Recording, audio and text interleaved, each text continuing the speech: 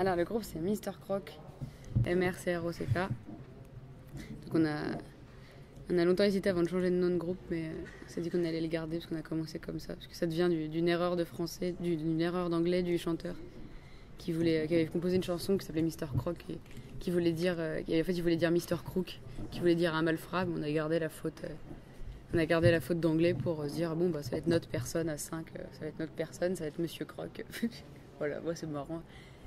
Après il y a des chaussures qui s'appellent comme ça, il y a des crocodiles, des jeux vidéo. Mais il y a un rappeur allemand qui s'appelle Mr. Croc aussi, c'est improbable. C'est vraiment nul par contre. Mais sinon moi je fais de l'accordéon et du synthé et des chœurs.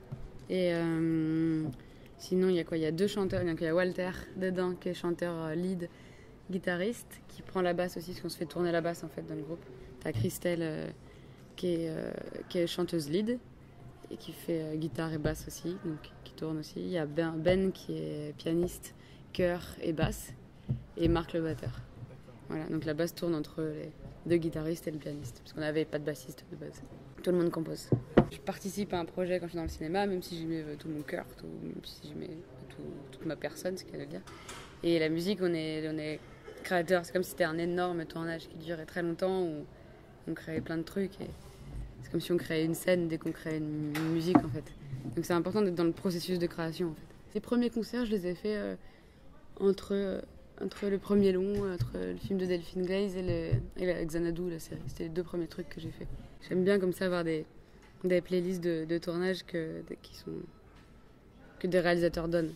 Puis généralement, ils écoutent de la bonne musique, donc ça va. On en a parlé sur le tournage, que j'avais un groupe, et il avait écouté. Et il fait « Ah, mais moi j'ai besoin de musique, tout ça, ce serait intéressant, si ça match. » En plus, c'est pour toutes les scènes, c'est quelqu'un qui l'écoute dans sa voiture, un du groupe de jeunes, et pendant la soirée, tout ça. Donc du coup, ça colle bien, vu que c'est une musique que moi je peux faire, donc c'est un truc que des gens jeunes peuvent écouter.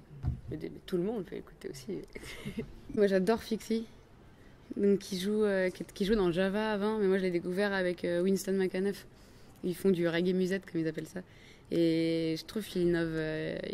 C'est quelqu'un qui innove pas mal du tout l'accordéon. Enfin, qui sort un peu des sonorités. Et puis il est hyper doué, quoi. Il est hyper talentueux. Puis voilà, il est fou, il est avec son accordéon, il a les cheveux longs, il bouge comme ça, genre il est assez incroyable. J'écoute pas beaucoup de musique d'accordéon, mais j'essaie de plus utiliser l'accordéon comme un synthé, du coup c'est un peu, faire un mélange, c'est de découvrir. Après c'est du travail pour essayer de remêler les deux, essayer d'explorer encore plus loin. Il y a beaucoup de gens qui sont allergiques à l'accordéon, c'est une bataille de tous les jours.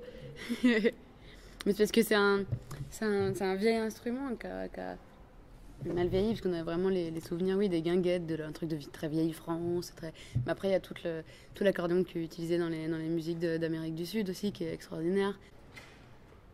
En fait, ça doit être hyper intéressant de composer une musique de film, quoi. C'est vraiment, t'as une espèce de contrainte, et justement, c'est un truc... c'est comme l'Oulipo et les contraintes d'écriture, tu sais, d'un coup, t'as une contrainte, donc ça te permet d'aller beaucoup plus loin, en fait, grâce à la contrainte. Une des musiques qui m'a plus touchée dans un film dans lequel j'étais, c'était la musique de Rover sur Tonnerre.